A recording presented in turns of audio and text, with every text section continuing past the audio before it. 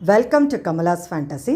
இந்த பதிவில் நம்ம என்ன பார்க்க போகிறோன்னா, தினமும் வீட்டில் விளக்கேற்றும் போது நாம் எந்த எண்ணெய் ஊற்றி விளக்கேற்றினால் நமக்கு என்னென்ன நன்மைகள் கிடைக்கும் அப்படின்றதும், அதே மாதிரி எரியிற விளக்கை நாம் குளிர வைக்கும்போது ஒரு தவறை மட்டும் நம்ம செஞ்சிடவே கூடாதுங்க. அந்த தவறை செஞ்சு நம்ம விளக்கை குளிர வச்சோன்னா நம்ம வீட்டில் கண்டிப்பாக அசுப பலன்கள் நமக்கு வந்துடும். நாம் வீட்டில் தினமும் விளக்கேற்றுறதே வீட்டில் இன்பமும் நல்ல செய்திகளும் நம் உடல் ஆரோக்கியம் நல்லா இருக்கணும் அப்படின்னு பல நன்மையை மனசில் கருதி தான் விளக்கேற்றுறோம்.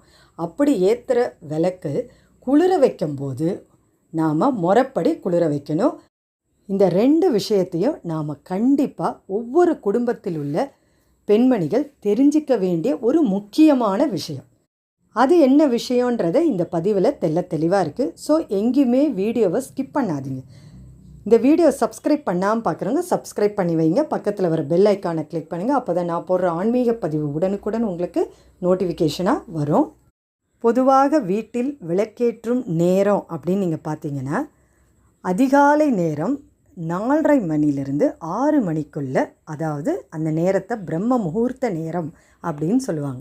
அந்த நேரத்தில் விளக்கேற்றுவது என்பது மிகவும் நல்ல பலன்களை நமக்கு வீட்டில் சேர்க்குங்க.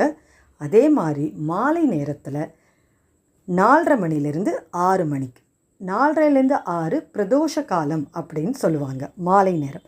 அந்த நேரத்தில் விளக்கேற்றுவதும் மிக மிக நல்ல பலன்களை நம் வீட்டில் சேர்க்குங்க. சரி, இந்த மாதிரி விளக்கேற்றும் போது நாம் எந்தெந்த எண்ணெயை ஊற்றினால் நமக்கு என்னென்ன நன்மைகள் கிடைக்கும் அப்படின்றத இப்போ நம்ம பார்க்கலாங்க.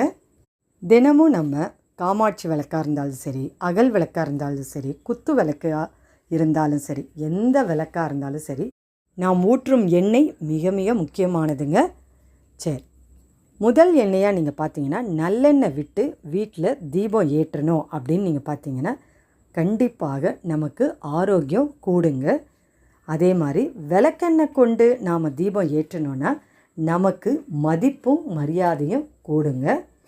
அதே மாதிரி தேங்காய் எண்ணெய் கொண்டு விளக்கேற்றினா பேச்சில், முகத்தில், செயலில் வசீகரம் நமக்கு கூடும்.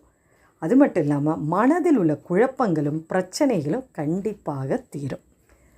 சரி, அடுத்தது நெய் கொண்டு நாம் விளக்கேற்றினால் சகல செல்வங்களும் அந்த அஷ்டலட்சுமியினோட பரிபூர்ண அருளும் நமக்கு கிடைக்குங்க. அதே மாதிரி இலுப்பை எண்ணெய் கொண்டு கண்டிப்பாக வீட்டில் விளக்கேற்றவே கூடாது.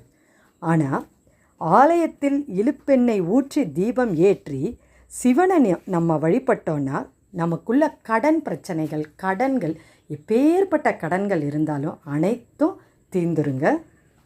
வேப்ப எண்ணெயை கொண்டு நாம் வீட்டில் விளக்கேற்றணுன்னா நம் வீட்டில் அமைதி நிலவும். பொதுவாக இந்த 5 கூட்டு எண்ணெய், 3 கூட்டு எண்ணெய் அந்த மாதிரி கடைகளில் விற்பாங்க. அந்த மாதிரி எண்ணெய்கள்லாம் வீட்டில் ஊற்றி விளக்கு ஏற்றக்கூடாதுங்க.